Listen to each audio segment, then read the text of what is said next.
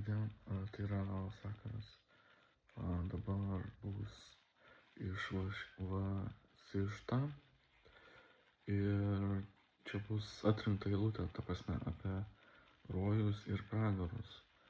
O tiksliau, kas patenka į rojus ir pragarus, bet čia iš tokio mūšio lauko perspektyvos bus. Tai Rama paklausė,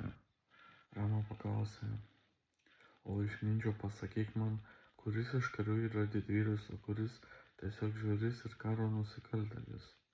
O šis tą atsakė, o Rama, tas, kuris vadovaujasi šventraščio nurodymais ir dalyvauja mūšyje už teisingą nepriekaištingą elgesio karalių, nesvarbu laimės jis ar pralaimi, yra didvyris. Tas, kuris kaunasi už neteisų karalių, kankinantį žmones ir niekinantį jų kūnus, net jeigu žūsta kovos lauke, yra tikras nusikaltėlis ir patenka tiesiai į pragarą. Tas, kuris kovoja gindamas savo galvijus, draugus, šventuosius ar namus, jis yra dangaus papuošalas. Kita vertus, tie, kurie kaunasi už karalių, besimėgaujantį kitų žmonių skriaudimu, patenka į pragarą.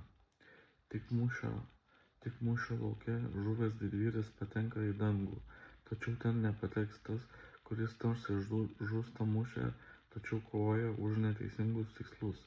O Rama, sklandydama virš mūšio lauko Lila, pamatė dvi didžiulės armijas, besiartinančias viena prie kitos ir pasiruošusios mūšiui. Toliau pateikiamas detalus armijų, batalionų, mūšio ir panašiai aprašymas, kuris Vamis Venkatesananda savo vertime praleidžia.